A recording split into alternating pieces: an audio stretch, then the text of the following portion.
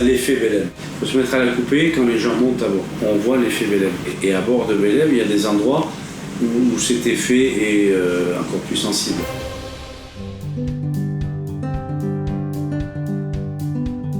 Belém est connu. D'ailleurs, les Français ont tendance à appeler tous les voiliers avec une vergue plus ou moins Belém pour peu que la coque soit noire. Par contre, donc il est vraiment identifié, sa signature visuelle est connue. Par contre, la réalité et la possibilité, notamment pour tout le monde d'embarquer avec nous, n'est pas connue. Donc voilà, s'il y a encore un message à préciser, à rectifier, c'est celui-là. Nous naviguons pour que tout le monde puisse venir avec nous. Je cherche mon numéro de bannette. Chaque stagiaire a un numéro et ça va ensuite déterminer toute l'organisation à bord. Donc, moi je suis 17, toi t'es 18. Alors c'est par là.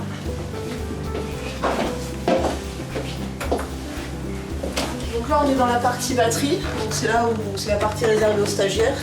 Voilà, c'est là où on prend les repas et de part et d'autre il y a des ballettes où les stagiaires dorment. On a un placard, un petit placard, donc faut pas prévoir de trop gros bagages. Et puis les bannettes sont vraiment étroites, donc faut pas être très grand parce que c'est étroit et c'est pas très long.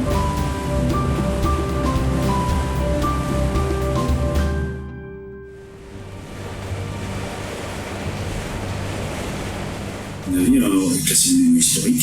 La fondation est sous le parrainage du président de la République. Le navire a aussi un rôle de représentation du pavillon de l'État dans des manifestations à portée nationale.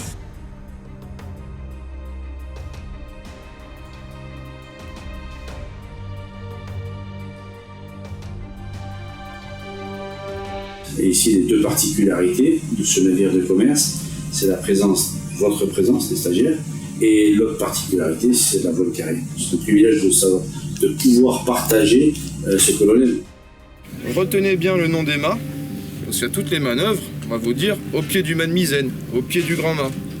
Si on vous dit au pied du grand mât et qu'on vous voit venir ici, on va se dire ils n'ont pas compris. Puis pareil, si on vous demande d'aller au mât de misaine, on vous voit arriver sur l'arrière, pas bon non plus. Il y a tellement de trucs à apprendre, c'est un peu compliqué. Hein. Il y a beaucoup de choses. On est novices, même si on a déjà fait des stages, c'est tellement complexe. Il n'y a qu'à voir le nombre de routes qu'il y a, le nombre de drisses. Donc on voit ça, c'est Grand Kakatoa qu'on vient de... Ouais, c'est Grand Kakatoa là qu'on vient de... Donc on se laisse guider par les gabiers. Quand tu connaissais le commandant, 3 jours c'est court pour appréhender. Mais en viendra.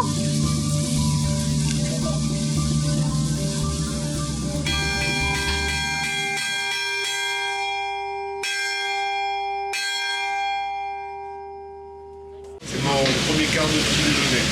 Un quart, c'est toutes les 4 heures, il y a une équipe qui se lève pour faire la surveillance du bateau, faire la veille à l'avant, parer le Belém aussi. Et donc tous les 4 heures, il y a une équipe qui se lève et qui prend la relève de la précédente. Donc il y a des quarts de nuit, il y a des quarts de jour.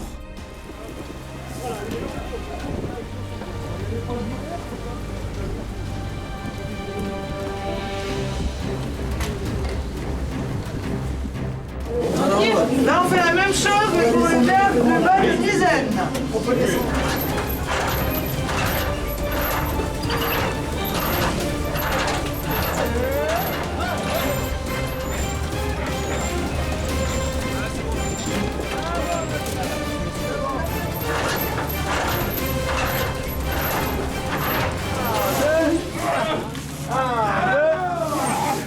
À mon anniversaire de mes 14 ans, mon cadeau ça a été donc un stage sur le Belém.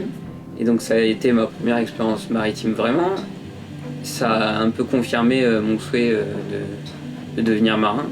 Donc j'ai fait ce lycée maritime, ça m'a très rapidement plu, aussi bien les cours que les stages embarqués. Et à la fin du lycée, j'ai postulé sans trop y croire en fait.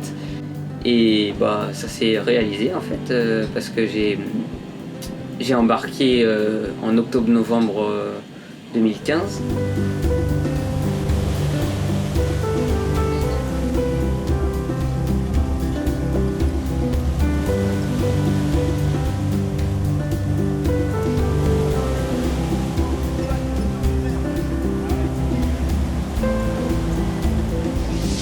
Là, je range, donc je lave. le goutte pour ensuite le ranger et que le fond soit dégagé. Celle-là, fait des kilomètres quoi. Donc là on le fait au sol parce que le goutte est long. Voilà. J'attends pour savoir ce que je vais en faire. Je le surveille, le premier qui shoot dans mon lovage, ça va chier.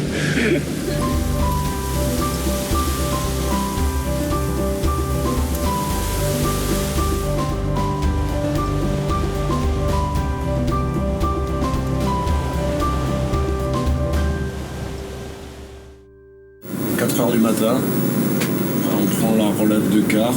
Là on est dans la timonerie, donc c'est tout le point névralgique de la navigation. Il y en a qui sont devant sur le gaillard en train de faire la surveillance. Et on voit qu'à minuit on était là, donc pratiquement en face du bassin d'Arcachon. À peu près à 30 ou 40 000.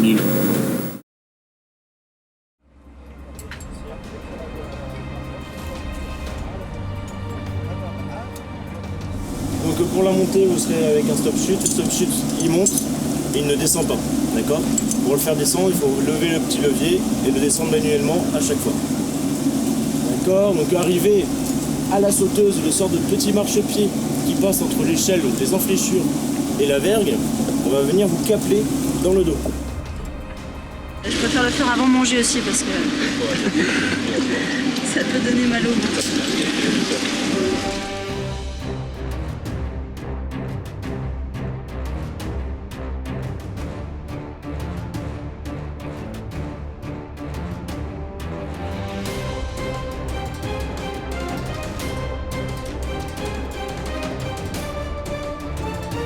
On est au même niveau que l'artimon.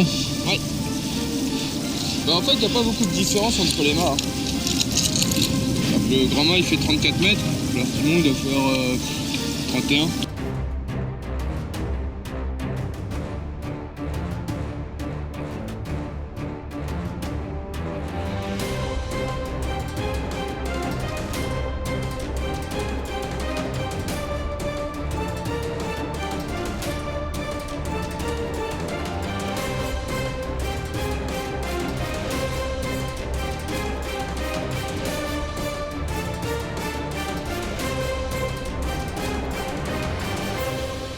Oui, c'est très beau, c'est magnifique. Et les voiles, c'est surtout le gréement qui est beau, qui est magnifique. Je pense qu'il est possible que je revienne. Avant d'arriver à Bayonne, donc là il y a quelques jours, où on a eu du gros temps, du gros temps, vers 13h, sans le bateau qui se penche vraiment rapidement, et j'entends Gaël qui crie « branle-bas équipage, tout le monde sur le pont ». Donc pour moi c'était vraiment que dans les films. Donc je suis monté et j'ai mis mon harnais et il a fallu partir serré directement tout en haut. Et donc ça, avec l'adrénaline et tout, ça a été vraiment le moment que j'ai préféré, quoi. Et là on a vraiment ressenti l'esprit d'équipe, on était tous montés ensemble pour aller serrer les voiles, pour éviter qu'elles claquent en fait.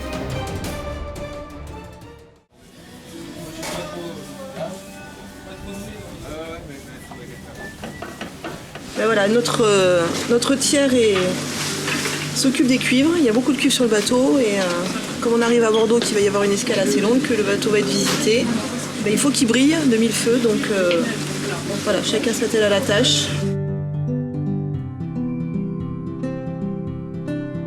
La Fondation Bélem est le propriétaire du navire, qui est soutenu par la mécène historique et Caisse d'Épargne. L'effort fait par tous ces gens-là, l'effort c'est pour maintenir le navire en navigation. Là c'est une rescapée de 120 ans. Personne en construisant le navire n'imagine qu'il naviguera 120 ans. C'est absolument extraordinaire au sens plein.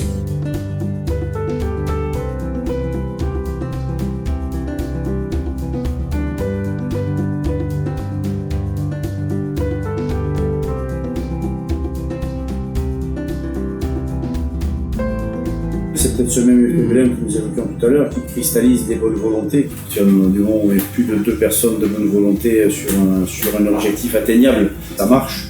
Et ça a marché pendant 120 ans et je pense que dans les 120 prochaines années, ça va marcher aussi.